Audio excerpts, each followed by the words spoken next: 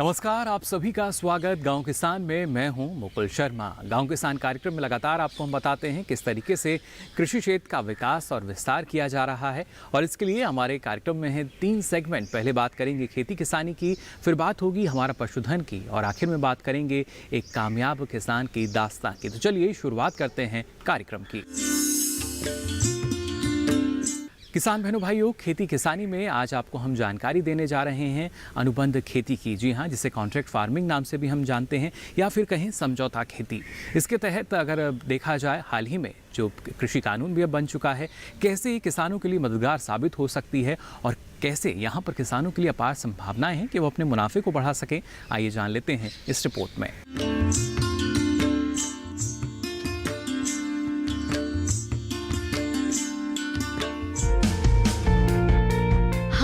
कृषि से जुड़े 3 अहम बिल लाए गए हैं, जिसमें आवश्यक वस्तु अधिनियम में संशोधन करना और अनाज, दालों, खाद्य तेल, प्याज और आलू को आवश्यक वस्तुओं की सूची में से हटाना, किसानों को अपनी फसल अधिसूचित मंडी क्षेत्र से बाहर बेचने की छूट देना और कॉन्ट्रैक्ट फार्मिंग की व्यवस्था को आगे बढ़ाना शामिल है। क्या है अनुबंध कृषि? आइए समझते हैं। अनुबंध पर खेती का मतलब ये है कि किसान अपनी जमीन पर खेती तो करता है, लेकिन अपने लिए नहीं बल्कि किसी और के लिए। कॉन्ट्रैक्ट खेती में किसान को किसी भी तरह से पैसा खर्च नहीं करना पड़ता है। इस तरह की खेती में लगने वाली पूंजी को वहन वही करता है जिसके साथ अनुबंध किया गया हो। इसमें कोई कंपनी या फिर कोई व्यक्ति किसान के साथ अनुबंध करता है, जिसके तहत किसान द्वारा उगाई गई फसल विशेष को कॉन्ट्रैक्टर एक तय दाम में खरीदेगा। इसमें खाद और बीज से लेकर सिंचाई और मजदूरी का सारा खर्च कॉन्ट्रैक्टर देता है। कॉन्ट्रैक्टर ही किसान को खेती के तरीके बताता है। इस तरह के अनुबंध में फसल की क्वालिटी, मात्रा और उसकी डिलीवरी का समय फसल उगाने से पहले ही तय हो जाता है।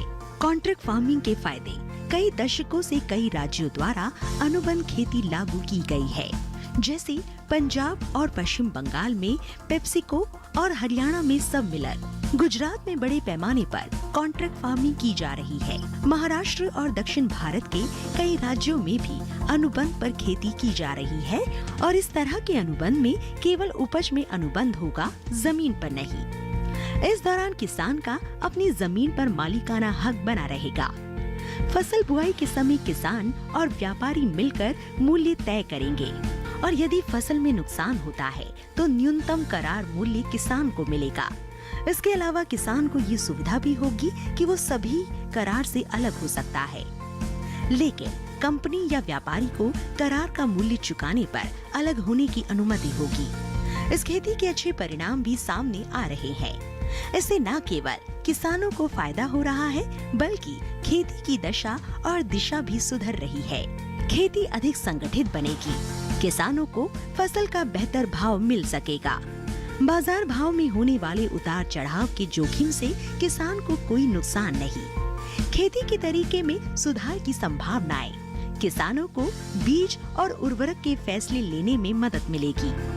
आर्थिक रूप से किसान ज्यादा मजबूत होंगे। जमीन पर किसान का मालिकाना हक बना रहेगा। फसल की गुणवत्ता और मात्रा में सुधार हो सकेगा। और इसी प्रकार हमने अन्य फल सब्जी वगैरह के लिए भी आपस में इकट्ठे होके एक हम सिस्टम बनाते हैं कि कौन कौन सी सब्जियां हम लगाएंगे और कंपनियों से टाई अप करते हैं, उनसे बात करते हैं और उनसे मतलब पहले तय कर लेते हैं हम अपनी फसल का रेट और उनको हम अपना प्रोड्यूस मतलब मार्केट में आने से पहले हमारा प्रोड्यूस बिक जाता है। इसके साथ ही गांव किसान में यहाँ वक्त हो चला एक छोटे से ब्रेक का। ब्रेक से लौटेंगे तो बात करेंगे हमारा पशुधन की। आप बने रहिए दूरदर्शन किसान पर।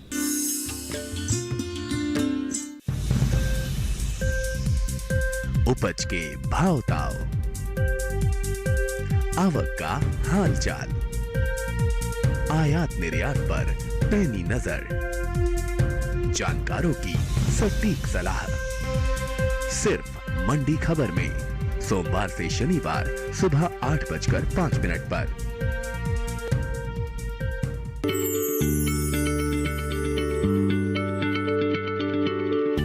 क्या आप किसी बीमारी से परेशान हैं?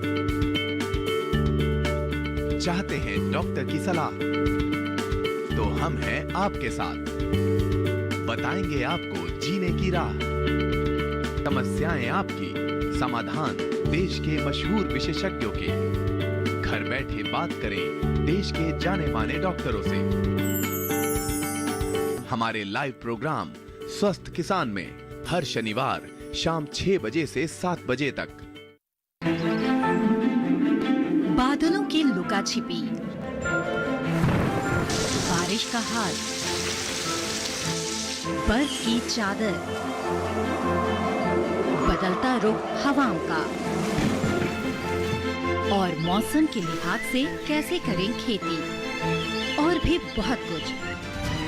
मौसम खबर लाइव रोजाना सुबह 8:30 पर, शाम 5 बजे और 7:30 पर। ब्रेक के बाद आप सभी का एक बार फिर स्वागत गांव किसान में। अब चलिए बात करते हैं हमारा पशुधन में गौ पालन की। जी हाँ, कितना फायदा इसके जरिए हमें मिल सकता है, जान लेते हैं हमारी इस खास रिपोर्ट में।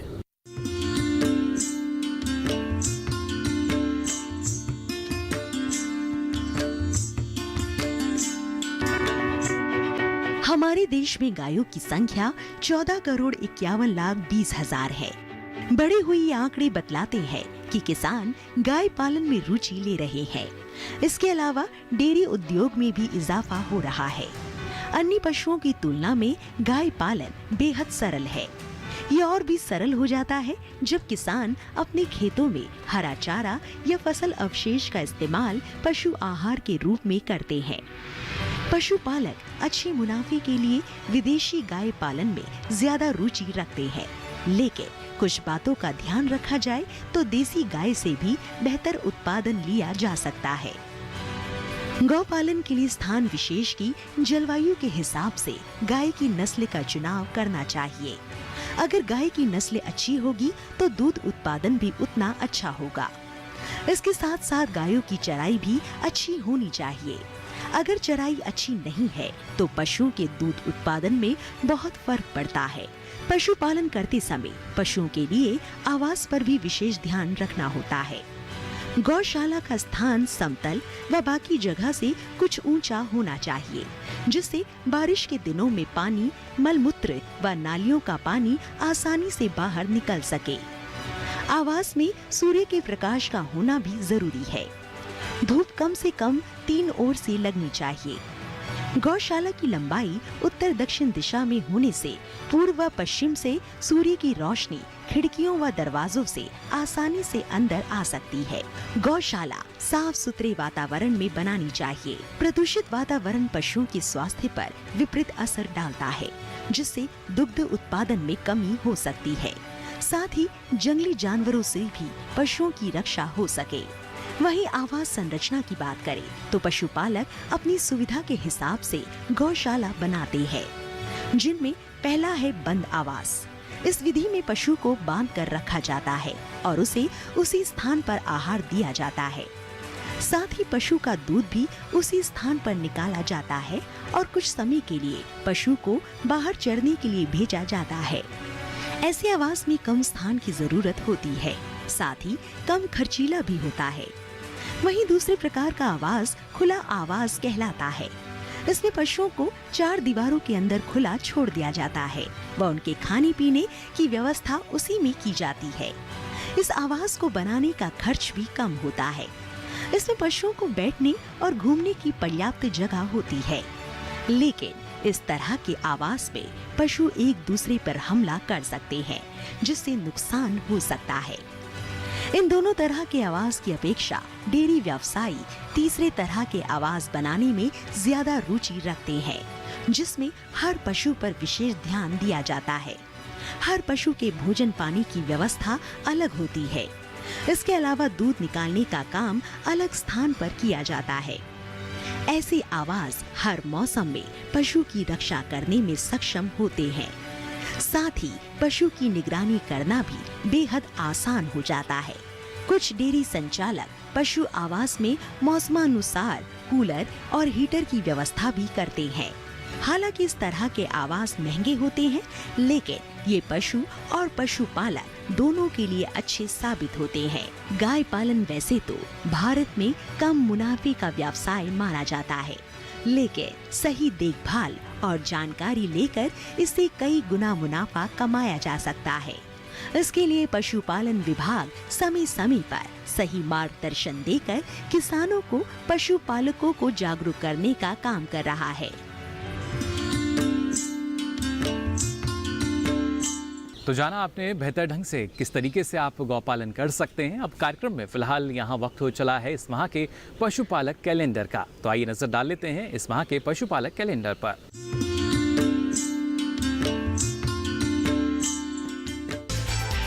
पशुपालक कैलेंडर अक्टूबर माह में ध्यान देने वाली बातें। इस माह में सर्दी का मौसम शुरू हो जाता है, अतः पशुओं को सर्दी से बचाव का उचित प्रबंध करें।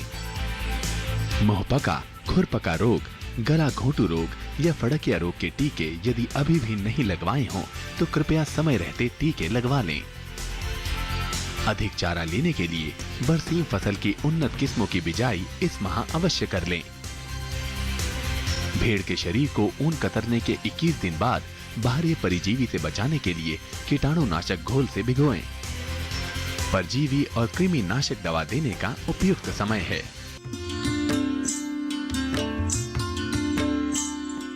तो जाना आपने किन किन बातों का ख्याल आपको रखना होगा जिससे आपका जो पशु है निरोगी रहे, स्वस्थ रहे और आपकी जो लागत है वो भी बच सके। इसी के साथ ही कार्यक्रम में वक्त हो चला एक और छोटे से ब्रेक का। ब्रेक से लौटेंगे तो बात करेंगे कामयाब किसान की दास्तां की। आप बने रहिए दूरदर्शन किसान पर। बीमारियों से कैसे बचेगी फसल? मवेशियों की मुश्किलों का क्या है हल? कहां से लाएं बीज, कितनी लगेगी खाद? किसानों के हर फोन का विशेषज्ञ देंगे जवाब। देखिए हेलो किसान लाइव सोमवार से शुक्रवार शाम 6 बजे।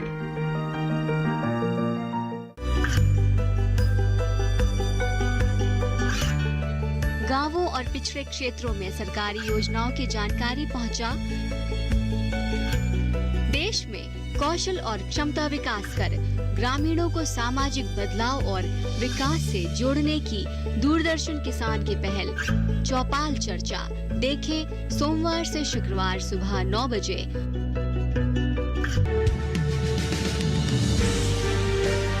50 साल से लगातार कृषि दर्शन है आपके साथ। खेती की नई तकनीकों से लेकर किसानों की हर समस्या का हल, जारी है कृषि दर्शन का ये सफर। किसान चैनल के साथ सोमवार से शुक्रवार शाम 5:30 पर। ब्रेक के बाद आप सभी का एक बार फिर स्वागत गांव किसान में। अब हम पहुंच चुके हैं हमारे आखिरी सेगमेंट जिसमें आपको दिखाते हैं एक कामयाब या सफल किसान की दास्तां। आज भी एक ऐसी ही दास्तां आपके लिए हम लेकर आए हैं और ये जो किसान है, महिला किसान है, इनका नाम है नूरजहां। कैसे आज के समय में दूसरे किसानों के लिए प्रेरणा का स्रोत बन चुकी हैं, कैसा रहा इनकी कामयाबी का ये सफ़र, आइए जानते हैं।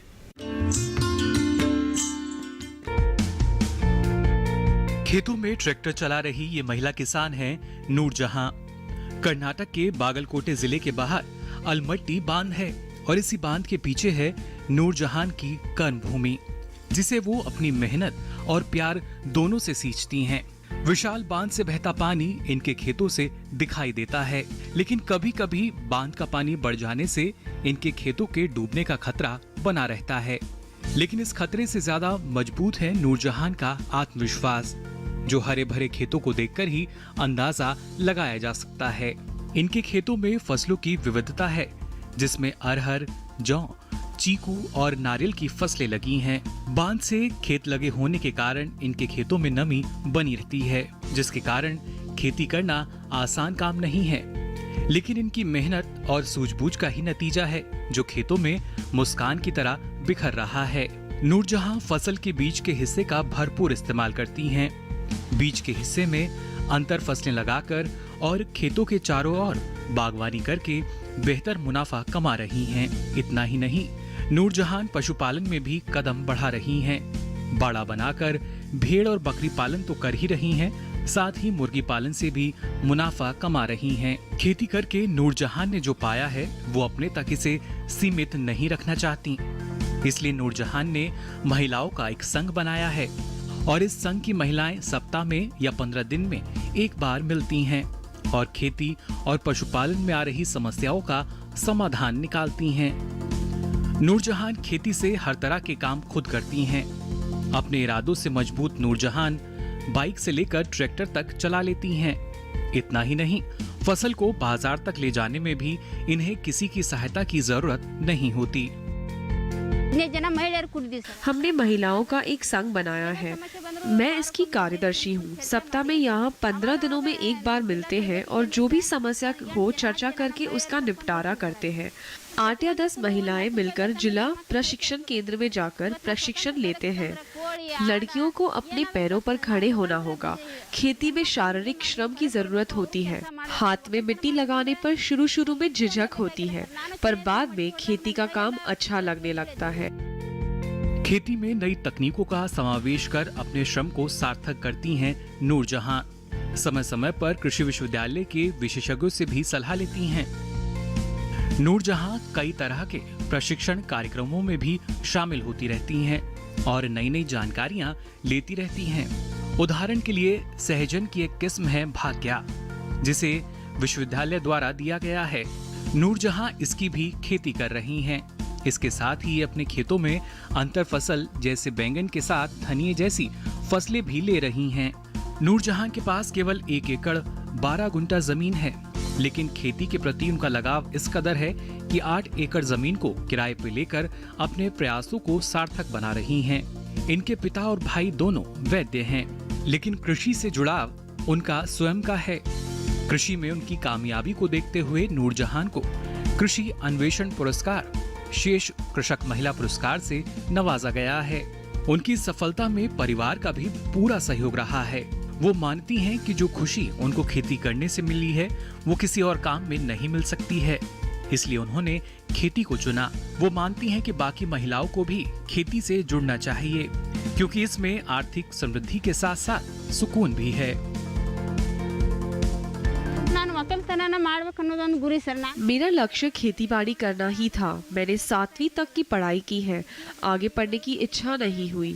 खेती के काम में जो खुशी मिलती है वह और नौकरी में नहीं मिलती। मेरे लिए खेत एक अद्भुत स्थान है। कोई मुझे 1 लाख की तनख्वाह भी देंगे, यह खुशी नहीं मिल सकती। रुपयों की कमी नहीं है, सुकून से जिंदगी बिता रहे हैं।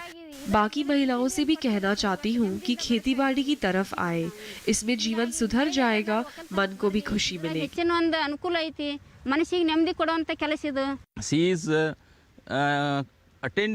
नूरजहां कई प्रकार के प्रशिक्षण कार्यक्रमों में शामिल होती हैं, जो विश्वविद्यालय या केवीके के जरिए आयोजित किए जाते हैं।